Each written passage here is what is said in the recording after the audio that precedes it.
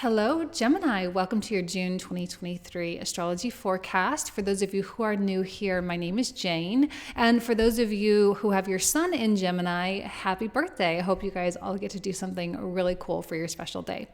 So let's take a look here. Now, the beginning of June actually is pretty active. And I think there's a lot of heightened energy There's possibly heightened energy for you. So first and foremost, we have Venus, who's coming into Leo on the 5th, and she's going to be joining Mars here. And Leo in your third house that's really a lot of activity there. And being around people that can stimulate your mind, that you can talk about things with, you can brainstorm ideas with, maybe you can do a little bit of traveling or a little bit of socializing. All of that is going to be really, really good for you. And hopefully it will feel good when you're out there doing those things.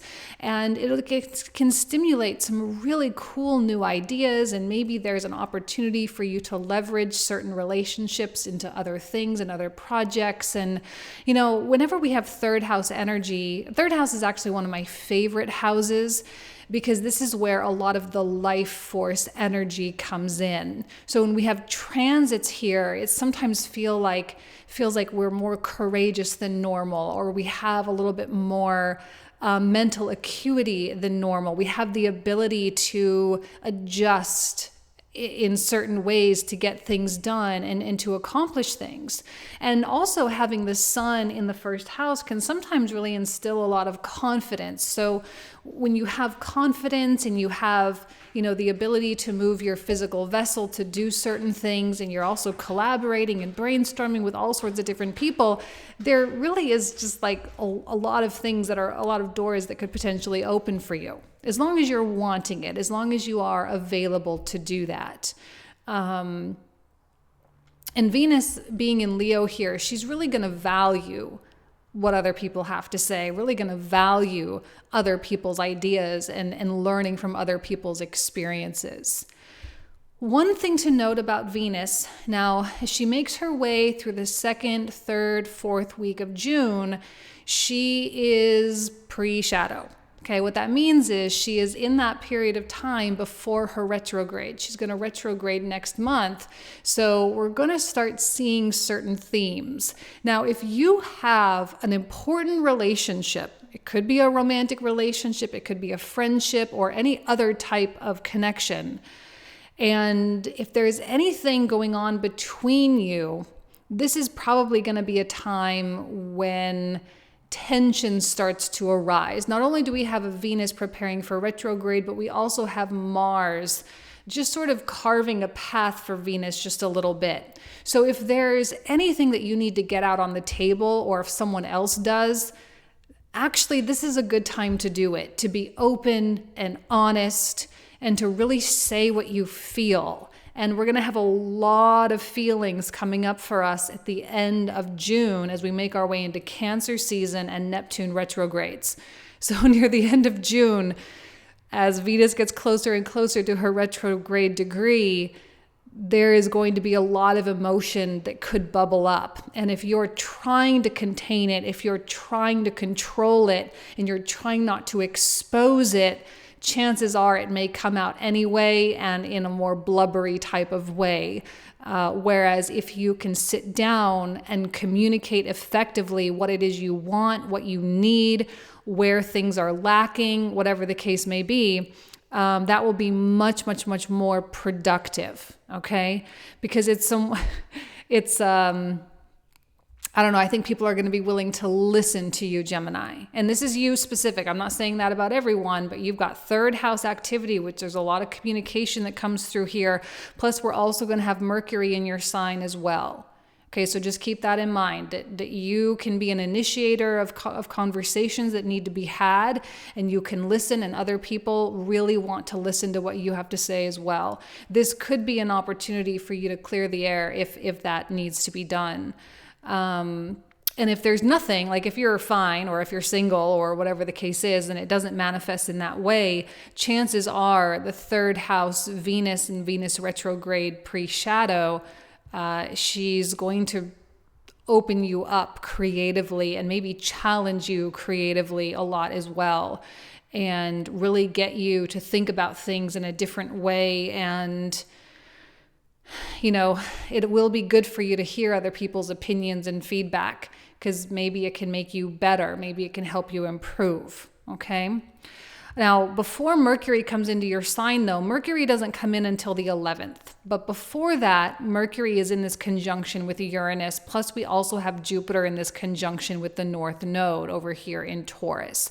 Now, for Gemini specifically, with this 12th house stuff, there's a lot of clearing the way and clearing the path, okay? Because the 12th house usually is a house of loss, it's a house of wandering, it's a house of isolation and whatnot. But a lot of those things are tools to get you away from things, or to get things away from you, so that you can have a blank slate, so that when you come back into this first house, right, when planets come into this first house, you can kind of build again. And I think Mercury retrograde, which happened here, may have initiated that process. And then as Jupiter creeps forward through June, yes, but through the rest of the year as well, because Jupiter is going to be coming up here and doing a retrograde here as well. So in the similar degrees of where Mercury was. So whatever Mercury started, Jupiter is going to finish. So if you're trying to hold on to something, chances are it's going to be really hard to do that. And with the new stuff that's pumping in through Venus and Mars in the 3rd house, it's important for you to trust what's coming in. It's important for you to trust what's coming alive within you, within your creative essence. Because I have a feeling that whatever is starting to blossom within you right now is eventually going to take the lead. And this is the perfect indicator that you are transitioning here. Now, keep in mind, okay, on the 11th, when Mercury does come in to Gemini, we also have Pluto dipping back into Capricorn. Now, this is his first dip back into Capricorn. And I know I tried to be very clear about this. And I know when Pluto came into Aquarius, it was like, oh, hallelujah, praise be to everything holy, right? That Pluto is not in Capricorn anymore. But I kept trying to say but it's going to go back. It's going to have a couple retrogrades in there. We're not completely out of the woods yet.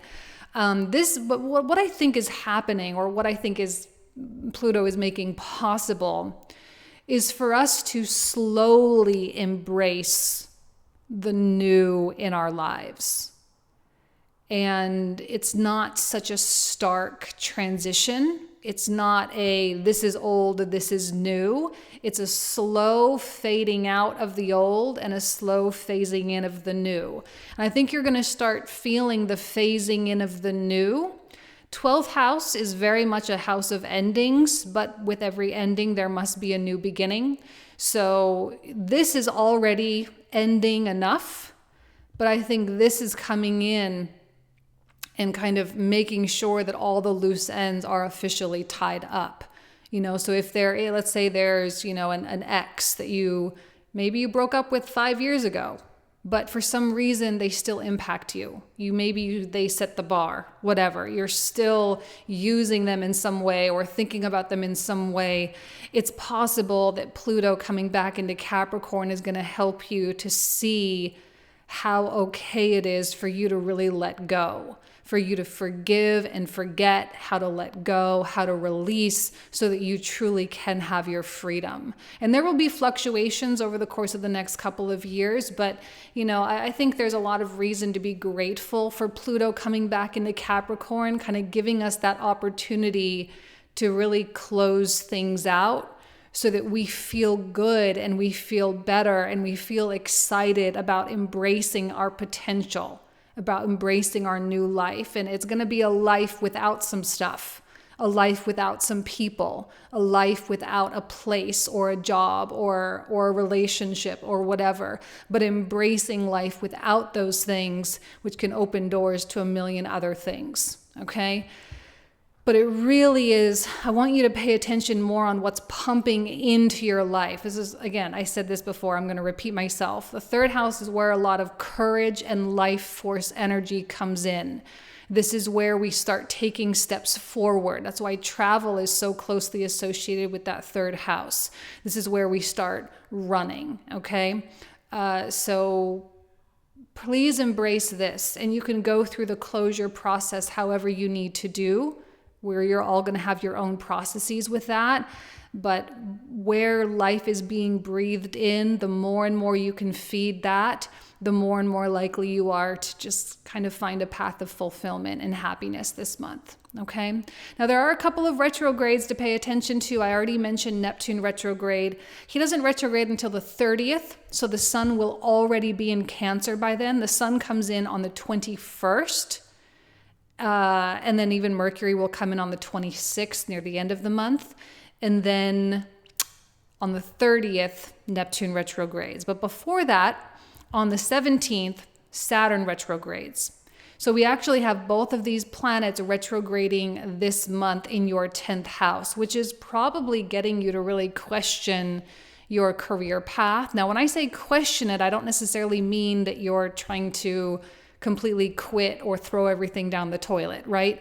It just means that you're reevaluating. And with Saturn with Saturn retrograde, with the internalization of Saturn, there might be a little bit more pressure that you're putting on yourself to grow and evolve, putting a little bit more pressure on yourself to get yourself to where you want to be. Now, the one thing I will say is that the Saturn in Pisces energy is absolutely giving optimism, okay? It's giving that sense of possibility that you can actually build what you're hoping to build. You can actually build that dream and live that dream, that it can be a reality for you. But the real question is who do you have to become in order for that to be the case? And with the sun in Gemini, in your own sign, in your first house, you are going to need to pay attention to you as a part of this equation. Who are you? And when we talk about our identity, this is not just who we say we are. Okay, and I know that, we can use affirmations and all that. I'm not saying there's anything wrong with any of that stuff. It can be great, but it doesn't mean that's who you are. So aligning who you are with what you do and putting your physical vessel, your body, in situations that align with who you say you want to be, that is going to be a huge part of this equation. And it's going to be really important for how you are actually building yourself here. Okay? Now, many of you might be making changes. And as we enter Cancer season, see, one thing I love about both Gemini and Cancer seasons is this is really the time where, first of all, things do come to life during this time. This is a very life-giving time of year. And we can really hear things clearly. With Gemini, our minds think clearly, and we can evaluate so many different sides. We can have so many different arguments, and we can, come at things from a more unified and holistic perspective. And then when we move into Cancer, we are allowed to feel. We are allowed to feel what feels right. What does our intuition really say? What does our heart of hearts truly say? Where is our heart pulling us? And then in Leo, this is where all these things sort of combine and we can move forward more unified internally. So there's a lot of reason for you to have trust in what your body is saying to you and what your mind is saying to you and what your heart is saying to you. And if there's something that is not right, or if you are suppressing or ignoring or justifying something away, chances are when the sun comes into Cancer and Neptune retrogrades, because during the last 2 weeks of June, Neptune is going to really be slowing down. And when he slows down and then stops and stations and then starts to retrograde, there's like that lurch, right? Whenever there's a planet, and especially a big planet, and we've got two bigger planets, Saturn and Neptune, each going through this lurching energy as they prepare to retrograde, we can change course a little bit. And the way we feel about things can change, and what is prioritized can change. And I actually think that's a beautiful way to use this season. Where do the changes need to be made? Where do I need to change? Where do my actions need to change? Because as life is being breathed in here with Venus and Mars in the third, in order to accommodate what's being breathed in, you have the stars in your favor to make those changes and to reevaluate and to rebuild accordingly. What you're rebuilding is according to what is being breathed in now. Okay? And you can take your time to consider. It doesn't all have to be done in June. I like to see people, I think in Aries and Taurus, we're kind of recovering and recuperating from Aquarius and Pisces. This is where we start to just kind of wake up, and this is where we start really making things happen. Gemini, Cancer, Leo, Virgo, and even on into Libra. It's like this time of year where there is so much activity. This is where most of the manifestation and actually bringing it into the physical really happens. So in light of this being one of the most productive seasons of the year, question is what are you going to do with it?